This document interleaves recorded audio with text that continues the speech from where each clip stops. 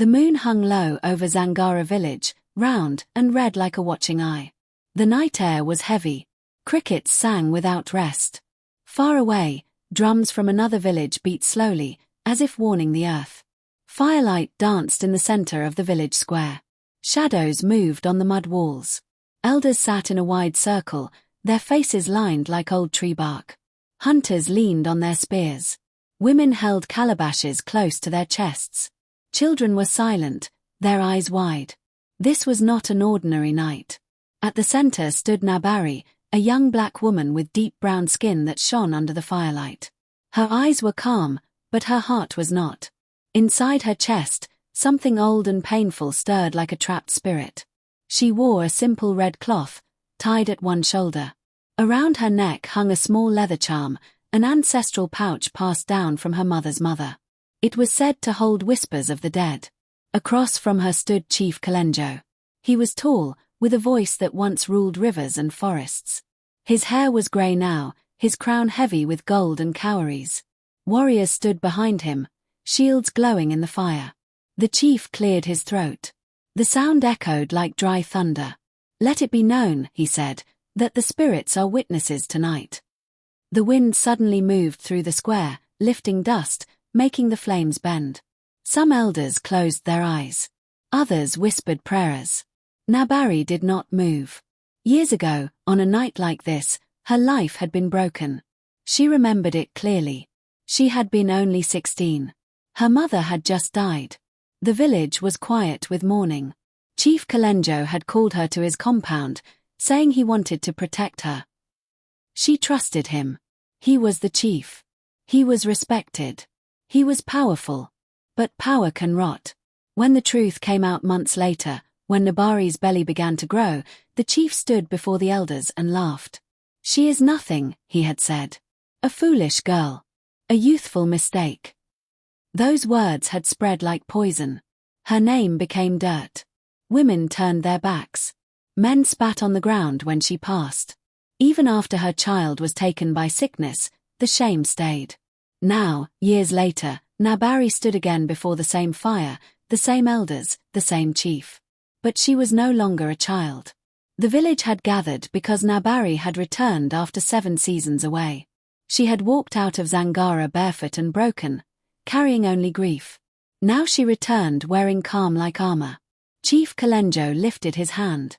"Why have you called us here, Nabari?" he asked, his voice smooth but sharp underneath. "You left this village with shame. Why return?" A low murmur moved through the crowd. Nabari raised her chin. When she spoke, her voice was soft, but it traveled far. "I returned," she said, "because the ancestors called me." The drums stopped.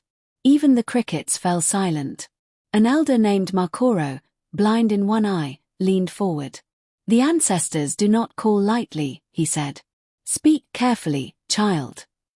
Nabari reached into her cloth and brought out a small carved wooden figure, dark, old, cracked with age. Gasps rose from the elders. "That is forbidden," one woman whispered. Chief Kalenjo's face changed.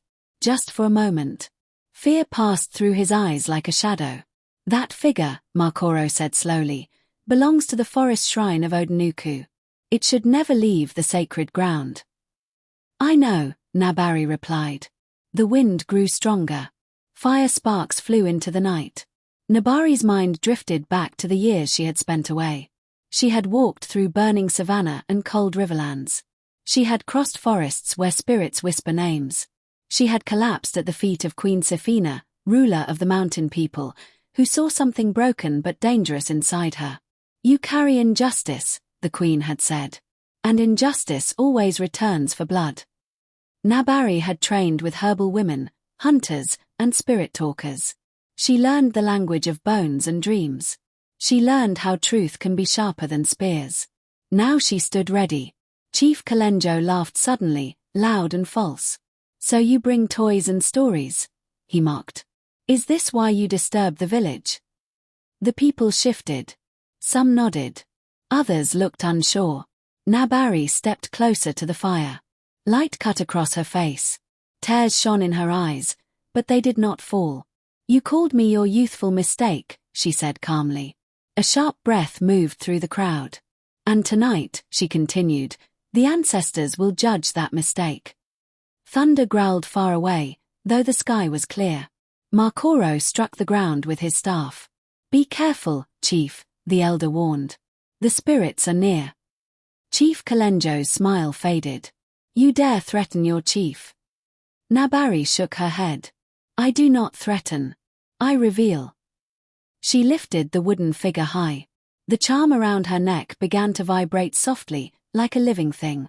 The fire flared bright blue for one heartbeat. Women screamed. Hunters gripped their spears. From the dark forest beyond the village, a low horn sounded, one long call, deep and ancient. It was not made by any human mouth. Makoro whispered, the ancestors have answered.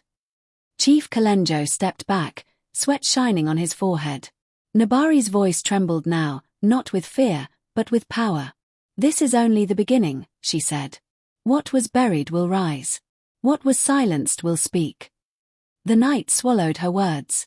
And somewhere beyond the trees, something old and angry began to walk towards Zangara village. The horn sound faded into the forest, but its echo stayed inside the hearts of the people. No one spoke. The fire crackled loudly, sending sparks into the dark sky. The wind carried the smell of dust and old leaves. Chief Kalenjo sat slowly on his carved stool.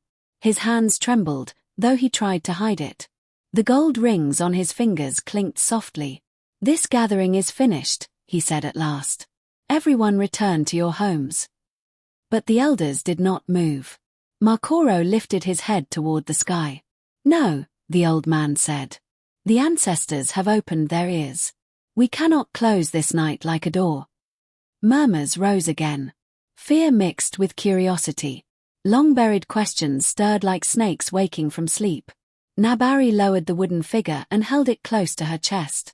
The charm on her neck had gone quiet, but it felt warm against her skin, like a heartbeat that was not her own. Queen Mother Yalama, the oldest woman in the village, spoke from the shadows. Her voice was dry but strong. Nabari, she said, where did you go all these years? Nabari looked around the circle. Faces stared at her, some guilty, some ashamed, some afraid. I went where pain travels, Nabari replied. I followed my shame until it became knowledge. A low wind passed through the square again. Drums began to beat slowly, though no one touched them. Boom, boom, boom, like a giant heart under the earth. Chief Kalenjo stood up sharply. This is witch talk, he snapped. She brings forest madness into our village. Before anyone could answer, a warrior ran into the square, breathless. Chief, he cried. The river has turned dark. Fish float on the surface. The water smells of death. A cry rose from the women. Makoro closed his eyes. The land is reacting, he said. When truth is blocked, the earth finds another mouth. Chief Kalenjo pointed at Nabari. This is her doing. Nabari shook her head slowly. No, this is yours. The crowd gasped. The chief's voice lowered. Watch your tongue. Nabari stepped forward. Firelight caught the scars on her arms, marks of old struggles, old training. Her voice was steady. You told the village I was nothing, she said. You buried my truth. Now the ancestors are digging. A child began to cry. The sound cut the night. Suddenly, from the edge of the square, an old hunter named Damba fell to his knees. His eyes rolled white. They are here, he whispered. They are walking. His body shook. Dust lifted around him as if something unseen passed by. Women screamed and backed away. Warriors raised their shields, though fear filled their eyes. From the forest, shadows moved between trees. Not animals. Not men. Spirits. Tall shapes formed from smoke and moonlight. Faces without mouths. Eyes glowing like dying embers. The air turned cold. Makoro struck the ground again. Ancestors of Zangara, he called, why have you come? One spirit stepped forward. When it spoke, its voice sounded like many voices together. We come for the lie, it said. Chief Kalenjo fell back onto his stool. The spirit turned its empty eyes toward Nabari. Child of tears, it said, You opened the path. But the price is heavy. Nabari bowed her head. I am ready. The spirit lifted an arm made of smoke and pointed at the chief. He planted a seed of darkness, it said. And it has grown. The chief screamed, I was young. It was a mistake. The spirit's voice hardened. A mistake confessed is lighter than a mistake hidden. The ground shook once. Then silence fell like a heavy cloth. The spirits slowly faded back into the trees. The drums stopped. The wind rested. Everyone stood frozen. Makoro turned to the chief. You must speak, he said. Before the land breaks. Chief Kalenjo's mouth opened, but no sound came. Sweat ran down his face. His eyes found Nabari's. She looked at him without hate. That hurt him more. If you do not speak, Makoro continued, the ancestors will choose how. That night, the village did not sleep. Dogs howled. Babies cried. Women dreamed of rivers turning red. Men dreamed of walking without shadows. Nabari sat alone near the old baobab tree. She pressed her hand to the earth. Mother, she whispered, give me strength. The ground felt warm beneath her palm. Far away, thunder rolled again. And in Chief Kalenjo's compound, something unseen sat beside his bed, breathing slowly, waiting for dawn. Dawn came slowly to Zangara village. The sky was grey, heavy like a mourning cloth. No rooster crowed. Even the birds were quiet. The people woke with fear in their bones. Whispers followed every step. Doors stayed half closed. Women gathered water without speaking. Men avoided each other's eyes. The land felt sick. Near the old baobab tree, Nabari still sat where she had stayed all night. Ash from the fire clung to her skin. Her eyes were red, but her back was straight. She had not slept. She had dreamed. In her dream, her mother stood beside a river of bones. Her voice was gentle but firm. Truth is like water, her mother said. You can dam it, but it will always find a crack. Nabari rose and walked toward the river. The smell reached her first. The water was dark, almost black. Dead fish floated like broken promises. Flies filled the air. Villagers stood along the bank, covering their mouths. This has never happened, a woman whispered. The river is angry, another replied. Elder Makoro arrived, led by 2 boys. He knelt and touched the water. This is not a curse, he said quietly. This is memory. Chief Kalenjo had not come. That alone spoke loudly. By midday, the elders sent warriors to bring him.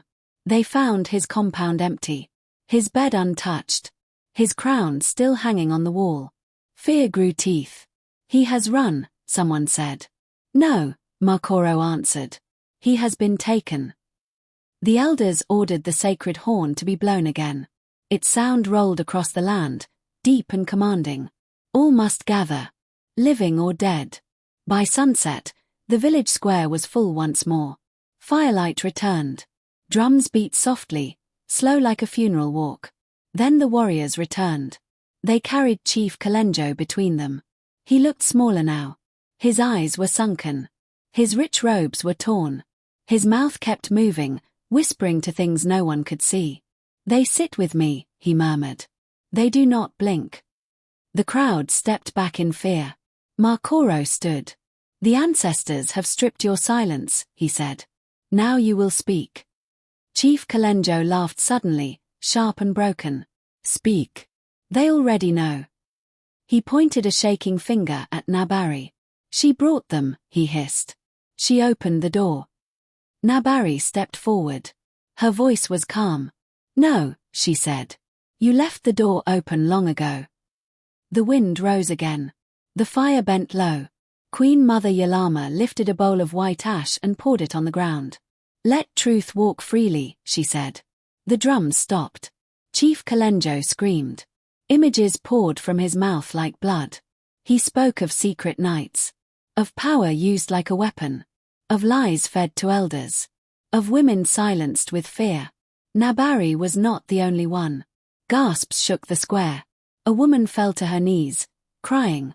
My sister, she whispered. She disappeared.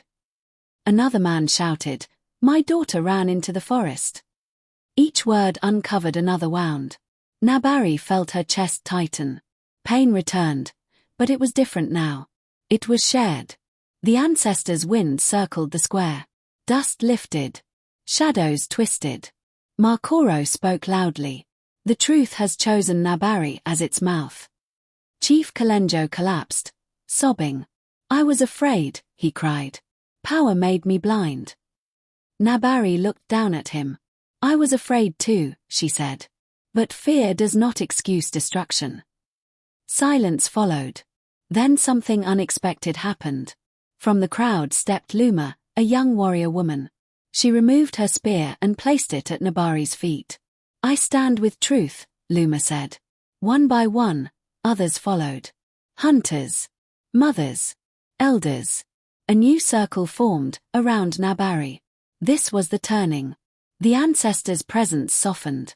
The wind slowed. The fire burned steady again. Makoro nodded. The village has chosen to see. But the spirits were not finished. A low voice rose from the earth itself. Seeing is not enough. The ground cracked slightly beneath Chief Kalenjo. Fear returned like a storm cloud. Nabari closed her eyes. She knew now. This was bigger than shame. Bigger than one man. Justice was coming. And it would demand a price. Night fell again, heavier than the one before. Clouds swallowed the moon. Darkness pressed close, thick and breathing. The elders did not end the gathering. Makoro sat with his staff across his knees. Queen Mother Yalama held her bowl of ash. Nabari stood in the center of the circle, feeling the earth pulse beneath her bare feet.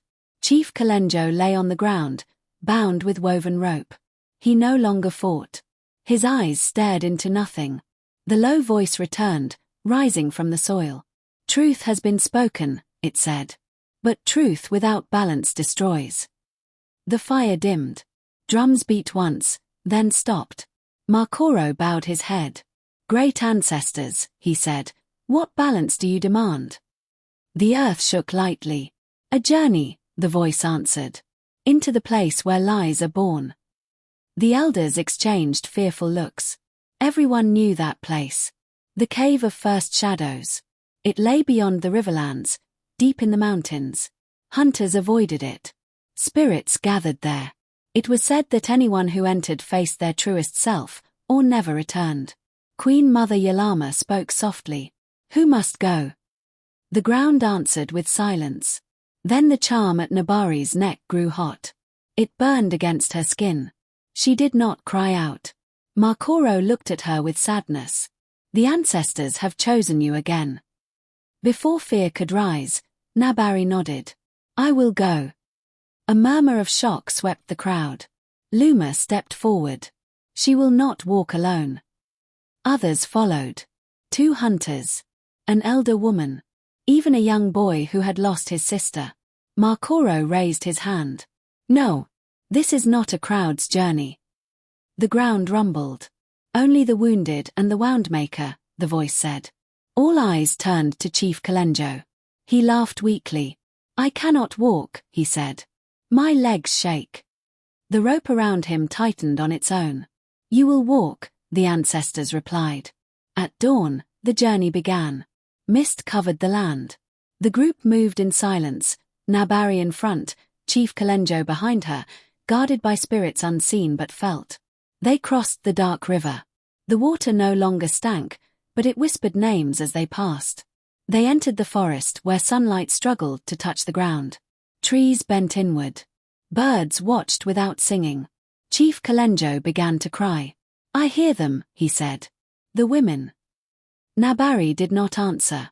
By the second night, they reached the mountains. Cold wind cut through skin and cloth. Drums echoed from nowhere. The cave mouth waited. Black. Wide. Breathing. Nabari stepped inside first. Darkness swallowed her. Inside the cave, walls glowed faintly, showing moving images, memories carved in stone. She saw herself as a girl. Small. Trusting. She did not turn away. Chief Kalenjo screamed behind her. He saw himself too. His power. His cruelty. His excuses.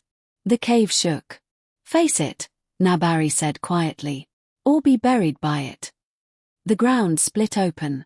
From the crack rose a shadow shaped like Chief Kalenjo, but larger, twisted, screaming. "This is your lie," the ancestors said. "Kill it, or it will consume the land." Chief Kalenjo fell to his knees. "I cannot." Nabari stepped between him and the shadow. "I can," she said. The shadow lunged. Nabari raised the wooden figure. Light burst from it, bright, burning, ancient. The shadow screamed and dissolved into dust. The cave fell silent. Chief Kalenjo collapsed. The ancestors spoke one final time. "The lie is dead. But the debt remains." Outside, thunder rolled. The final judgment was coming. The mountain trembled as Nabari and Chief Kalenjo stepped out of the cave of first shadows. The sky above them burned red, as if the sun itself was wounded. Wind howled through the peaks, carrying voices that did not belong to the living. Chief Kalenjo collapsed onto the cold stone. His body shook like a leaf in storm water. His strength was gone. Only truth remained inside him now, heavy and sharp. Nabari stood tall, but her knees ached. Power had passed through her, and power always leaves a mark.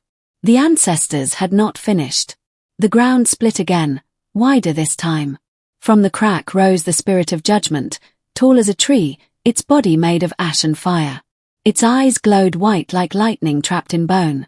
"The lie has been destroyed," the spirit said. "But balance demands payment." Chief Kalenjo screamed. "I confessed. I faced myself." The spirit's voice thundered. "Confession cleans the mouth, not the soil." Below the mountain, Zangara village shook. Pots fell. Children cried. The river roared louder than ever before. Nabari felt the pain of the land move through her feet into her chest. "What must be done?" she asked. The spirit turned to her. "Justice must be seen," it said, "or the land will never heal." The wind carried the sound of drums from the village below, fast now, urgent, afraid. Chief Kalenjo crawled forward. Tears cut clean lines through the dirt on his face. "Take my life," he begged. "End it." The spirit did not answer. Instead, the mountain showed them a vision. They saw Zangara village covered in shadow. Crops failed. Children grew thin. The river dried. This was the future if the debt remained unpaid. Then the vision changed. They saw Chief Kalenjo alive, but stripped. No crown. No power. No name. Walking alone into the wild, carrying the weight of his actions forever. "This is the payment," the spirit said. "A living punishment. A walking reminder." Chief Kalenjo screamed louder than thunder. "Anything but that." Nabari stepped forward. "No," she said firmly. "This is right." The spirit nodded.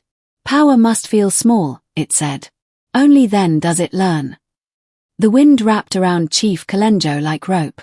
His fine robes tore away, falling into dust. His crown cracked in half and vanished into the mountain. His voice changed. Weakened. Human. "You are no longer chief," the spirit declared. "You are a lesson." The ground sealed beneath them. The mountain fell silent.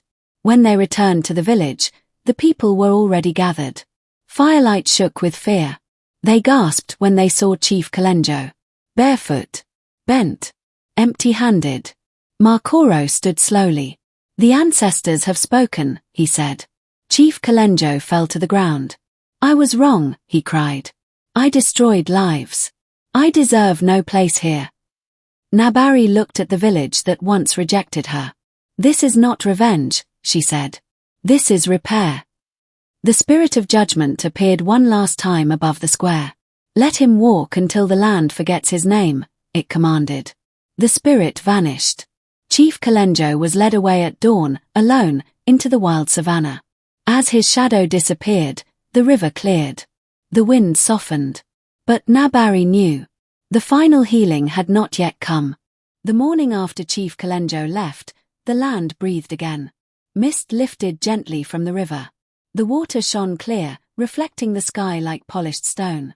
Fish returned, silver and alive. Birds sang as if they had been waiting for permission. Zangara village gathered in silence. No drums beat. No horns sounded. They stood before Nabari. She felt strange standing where the chief once stood. The fire pit was cold now, filled with ash. The crown stool sat empty, its shadow long on the ground. Makoro stepped forward, leaning on his staff. The ancestors have removed a ruler, he said. But they have not removed responsibility. Queen Mother Yalama nodded. The village must change, or the land will remember. All eyes turned to Nabari. She did not smile. She did not lift her chin in pride. She felt the weight of many spirits pressing gently on her back. I did not come to rule, Nabari said. I came to stop a wound from poisoning our children. She walked to the center of the square and knelt. She placed the wooden figure on the ground and untied the ancestral pouch from her neck. This does not belong to one person, she said. It belongs to truth.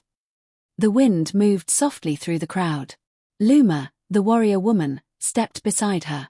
We need new laws, she said. Laws that protect the weak, not the powerful. Others spoke. Women who had been silent for years found their voices. Elders admitted their fear. Hunters spoke of daughters they wanted safe. The village listened. That night, the drums returned, but not in fear. They beat slow and strong.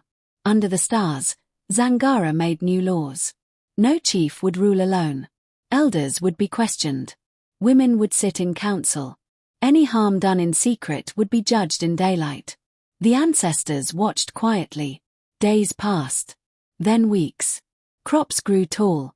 Children laughed again. The land healed, but scars remained, just enough to remind. Nabari stayed.